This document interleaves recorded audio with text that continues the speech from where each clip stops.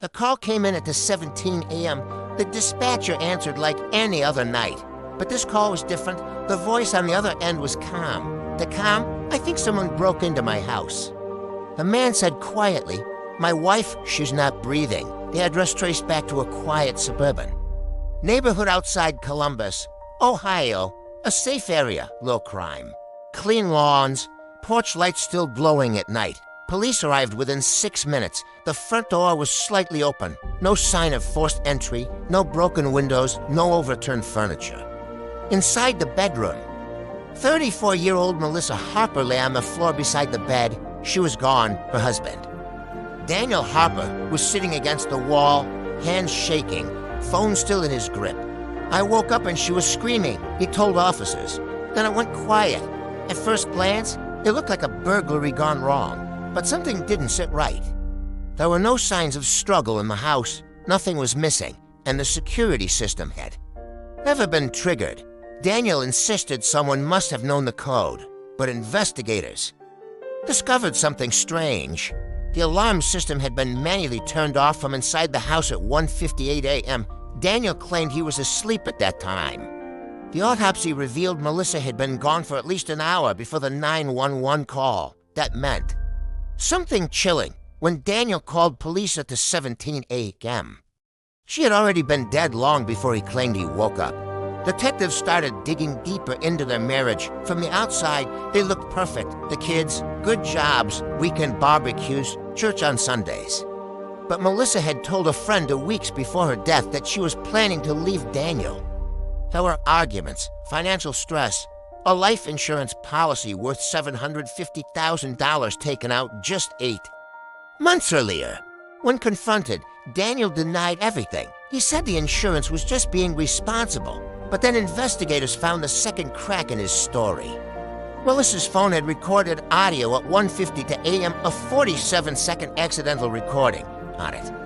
You could hear raised voices, a man shouting, a woman crying, then a loud crash and silence. The voice matched Daniel. He was arrested 3 days later. The community was shocked. The church defended him. His parents called it a misunderstanding during the trial. Prosecutors painted a clear picture. Melissa planned to leave. Daniel couldn't afford divorce. He couldn't afford child support. But he could collect life insurance. The defense argued there was no direct evidence, no weapon, no eyewitness. Just circumstantial clues. Then the prosecution played the 911 call in court. Everyone expected panic. Instead, the jury heard something unsettling. When the dispatcher asked, "Is she breathing?" Daniel paused for seconds.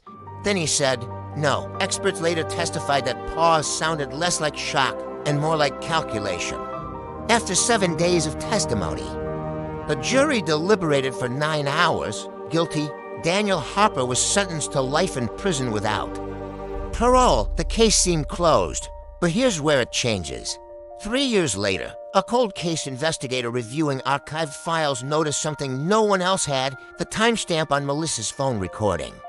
1:52 a.m., but Daniel's cell phone location data placed him 3 miles away at that exact time, at a gas station.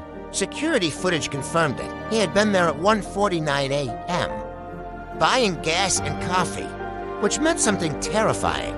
The voice in that bedroom recording wasn't Daniel's. Advanced audio testing later revealed the voice was similar, but not identical. Investigators reopened the case. They re-examined the house and found something overlooked: a partial fingerprint on the back sliding door. It matched a man named Eric Vance, Melissa's co-worker. A man who had been texting her late at night. A man who testified during trial, claiming Daniel was controlling and jealous. When questioned again, Eric's story changed, then it changed again. Eventually, confronted with the fingerprint and phone records placing him near the home, he broke. Melissa had asked him for help leaving her marriage. That night, he came over while Daniel was out getting gas. They argued. She told him she changed her mind about running away. He panicked. What happened next ended her life. When Daniel returned home, he found her on the floor as shocked, frozen, not thinking clearly. Instead of calling police immediately, he tried to understand what happened. He touched things, he moved things, he waited. By the time he called 911, the timeline looked suspicious, his hesitation sounded guilty, his marriage problems looked like motive. And the real killer sat in the courtroom, watching another man take the fall. Daniel Harper was.